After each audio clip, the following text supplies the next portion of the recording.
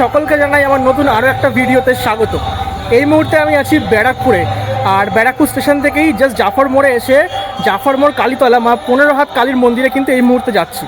আজকে মায়ের বাৎসরিক পুজো, আর এই মন্দিরে আমি প্রথমবার যেতে চলেছি এবং মাকে দর্শন করতে চলেছি। আমি জানি না তোমরা এর আগে মায়ের নাম শুনেছো কিনা বা মাকে দর্শন করেছো কিনা, বাট আমি চেষ্টা করবো যারা যারা আমার মতো প্রথমবার দর্শন করবে তারা যেন ডেফিনেটলি ভিডিওটা একবার করে মা কালীর নাম নিয়ে শেয়ার করে দিও। আর হ্যাঁ, এই মা কিন্তু বেশ জাগ্রত এবং শোনা যায় বাংলাদেশে নাকি এক দম্পতি মায়ের এই যে পুজো সেটা কিন্তু মাকে মানত করেছিল তাদের সন্তান হওয়ার জন্য। তো সেই সন্তান হওয়ার পর তারা কিন্তু যখন এখানে চলে আসে দেশ ভাগ হওয়ার পরে, তখন কিন্তু শোনা যায় মায়ের পুজো দিতে তারা কিন্তু ভুলে গেছে এবং তাদের কিন্তু যে মনস্কামনা সেটা কিন্তু পূরণ হয়েছিল। তো ভুলে যাওয়ার পরে তখন কিন্তু মা তাদের আবার স্বপ্ন দেয় যে তাদের পুজো মায়ের পুজো করার জন্য। তো তখন এখানকার যারা পুরোহিত আছেন তাদের থেকে নাকি বিধান নিয়ে এই মা 15 হাত কালীর যে পুজো সেটা কিন্তু শুরু করা হয়েছিল। এরকম একটা গল্প আছে, আমি শুনেছি। তো আজকে সেইখানেই যাচ্ছি তোমাদেরকে। তো চলো একদম সামনে চলে এসেছি মন্দিরের। আচ্ছা, মায়ের মন্দিরে ঢোকার আগে তোমাদের বাইরেটা দেখিয়ে দিই। এই হচ্ছে বাইরে, এই মুহূর্তে ভিড়টা দেখতেই পাচ্ছ। প্রচুর মানুষ কিন্তু লাইন দিয়েছে এখানে পুজোর ডালা জমা করার জন্য। এছাড়া কিন্তু মাকে এখানে সবাই এই ধূপ এবং মোমবাতি দেখাচ্ছেন বাইরে থেকেই। মায়ের দরজা এখনও খোলেনি। সামনে এই যে দেখতে পাচ্ছ যে জায়গাটা, এটা কিন্তু জাস্ট এই বাঁশটা এখন লাগানোর কাজকর্ম চলছে, এখনও জাস্ট শেষ হয়নি। এবার চলো মাকে তোমাদেরকে অবশ্যই দেখাবো। আর এখানে আমি দেখতে পাচ্ছি বহুত বড় জায়গা জুড়ে মেলা বসেছে। মেলাটা তোমাদেরকে বেরিয়ে একবার তোমাদেরকে ঘুরে দেখিয়ে দেবো ছোট্ট করে। আপাতত চলো ভেতরে প্রবেশ করা যাক। ভিডিওটা শুরুতে আস্তে আস্তে মন্দিরে তোমাদের যে মায়ের গল্পটা বলছিলাম ছোট্ট করে, সেই মা কিন্তু এখন আমার সামনে আছেন। এটাই হলো ব্যারাকপুরের 15 হাত কালী মায়ের মূর্তি। বিশাল বড় একটা মায়ের মূর্তি আমি দেখতে পাচ্ছি। মায়ের সামনে আমি একদম বাচ্চা ছেলে মতো দাঁড়িয়ে আছি, এতটাই বড়। একদম মায়ের মন্দিরের সাথে মায়ের চূড়াটা কিন্তু একদম ছুঁয়ে গেছে পুরো। আর হ্যাঁ, অত্যন্তই বড়। এবং শিবটা দেখো কত বড় শিব ঠাকুর, বুঝতেই পারছো দেখে।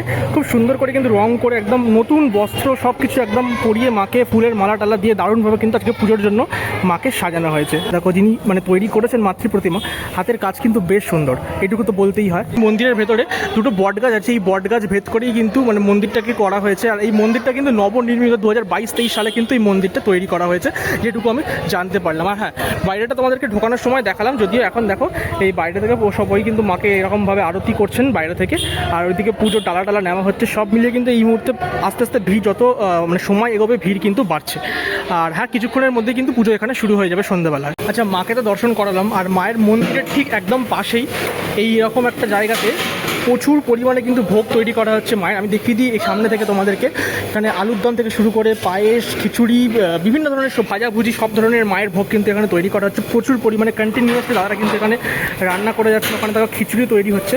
তো এখানে প্রচুর মানুষের কিন্তু খাওয়া দাওয়া বা ভোগ যেটা হচ্ছে সেটা কিন্তু তৈরি হচ্ছে। এখানে দেখতে পাচ্ছি মালসা করে কিন্তু এখানে ভোগ বিতরণ করা হয়, আই থিঙ্ক। তো সেগুলোও কিন্তু এখানে রাখা আছে।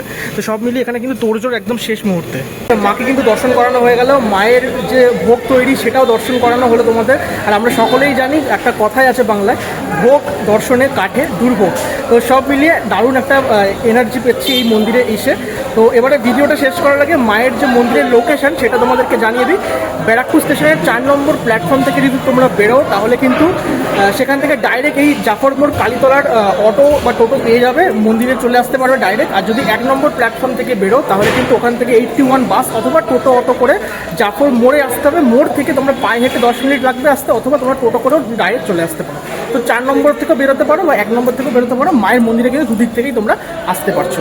আর অবশ্যই ট্রেন রুট তো বুঝতেই পারছো, ব্যারাকপুর হচ্ছে শিয়ালদা থেকে ইজিলি চলে আসতে পারবে। যেটা গাড়ি করেও আসতে চাইলে ধর্মতলা থেকে বাসে করেও চলে আসতে পারো। সব দিক থেকেই কিন্তু রুট কিন্তু অ্যাভেলেবেল থাকছে এই মায়ের মন্দিরে আসার জন্য। ভিডিওর কিন্তু একদম শেষ পর্যায়ে চলে এসেছি, আমরা মন্দিরের বাইরে চলে এলাম। আর এখন কিন্তু ভেতরে লাইট জ্বলছে মন্দিরের ভেতরে, দেখতেই পাচ্ছ। অলরেডি সন্ধে হয়ে গেছে।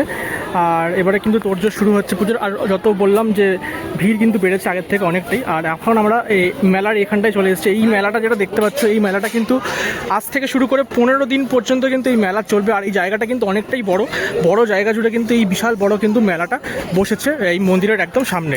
মায়ের কিন্তু প্রচুর নামডাক আমি জানতে পারলাম, প্রচুর দূর দূরান্ত থেকে কিন্তু মাকে পুজো দিতে আসছে এইখানে ব্যারাকপুরে। আজকে সারা রাত ধরে কিন্তু মায়ের পুজো হবে। প্রথমবার এলাম, এক্সপিরিয়েন্স খুব ভালো। আর হ্যাঁ, আশেপাশের যে লোকজনের যে উন্মাদনা সেটাও কিন্তু চোখে পড়ার মতো। আজকের আমার এই ভিডিওটা এত পর্যন্ত থাকলো। যারা ইউটিউব থেকে ভিডিওটা দেখছো অবশ্যই ইউটিউবটা সাবস্ক্রাইব করে দিও, ভিডিওটা শেয়ার করো। আর অবশ্যই যারা ফেসবুক থেকে দেখছো ভিডিওটা তাহলে কিন্তু চ্যানেলটা কিন্তু ফলো করে দিও। সেখানে রিলস, ফেসবুকে আমি রিলস দিই, খুব ভালো ভালো রিলস আপলোড করি, সেগুলো তোমরা দেখতে পারবে। তো চাইলে কিন্তু সেগুলো তোমরা দেখার জন্য ফেসবুকে চলে আসো। তো আজকের ভিডিওটা এত পর্যন্ত থাক। ভিডিওটা কিন্তু শেষ করার আগে তোমাদেরকে এটুকুই বলবো, চ্যানেলটা কিন্তু সাবস্ক্রাইব করে দিও এরকম ভালো ভালো ভিডিও পেতে।